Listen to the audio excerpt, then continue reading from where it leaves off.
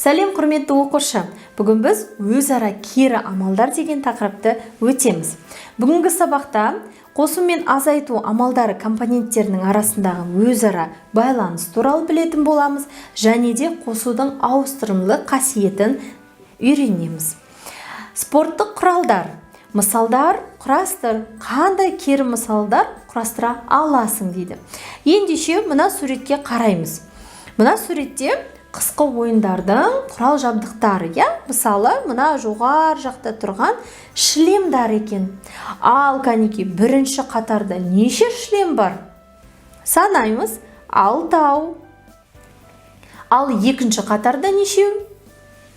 Екінші қатарда 5. Ал енді саған сұрақ, барлығы неше шлем бар? 6-ға 5-ті қосамыз, мәні 11 болады. Ал енді саған мынандай сұрақ қойсам, 11 шлем бар барлығы, бірінші қатарда 5. Ал екінші қатарда нешеуі тұр десем, оны қалай істейміз? 11-ден 5-ті азайтамыз, сонда 6 шығады. Не байқап тұрмыз?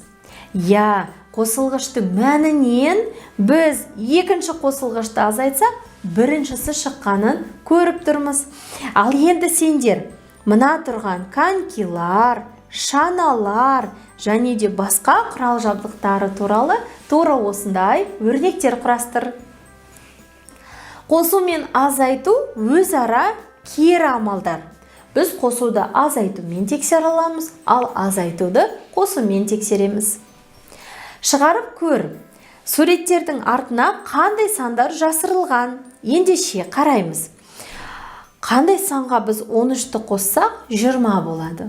Оны табу үшін не істейміз? 20-дан 13-ті азайта саламыз. Сонда 7. 7-ге 13-ті қосқанда 20. Міне көрдік па? Біз қосу амалын керісінше азайту амалын қолданып, мәнін тауып алдық. Орындап көр. Текшелерді лақтырып ойна. Ендеше бізге мынандай құрал жабдықтар қажет. Бізге сандары бар текше, қарандаш және де бір қағаз немесе дәптер. Ал кәнеки енді осы текшелерді лақтырып, үстінде тұрған сандарды жазып және қосып азайту қажет. Кестені толтыр. Әр мысалға кері мысал құрастыр дейді. Ендеше мен мына екінші тұрған кестені толтырайын. 20-ға 80-ді қоссақ, бізде қанша болады? 100 болады. Ал енді мына қосылғыштардың орнын ауыстырайық. 80 қосу 20. Бізде қандай ереже бар? Қосылғыштардың орны ауысқанымен қосындының мәні өзгермейді, яғни 100 болады. Ал енді осы 100-ден біз бірінші қосылғышты азайтайық. Қанша болады? Екінші қосылғыш шығады. Ал енді соңында екінші қосылғышты азайтсақ, бірінші қосылғыш шығады.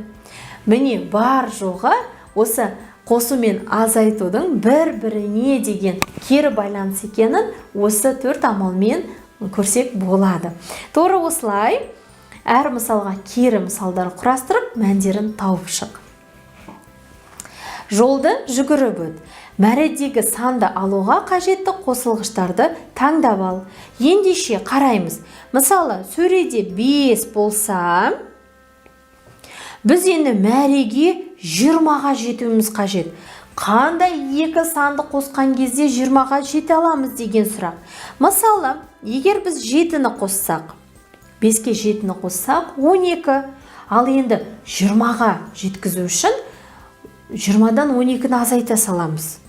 8. Міне, енді 20-ға жетті. Немесе керісінше 20 азайту 8, азайту 7, яғни 5 қалатынын көріп тұрмыз. Міне тура осылай нұсқасын өзің шығар. Осымен сабақ аяқталды. Келесі сабақта кездескенше.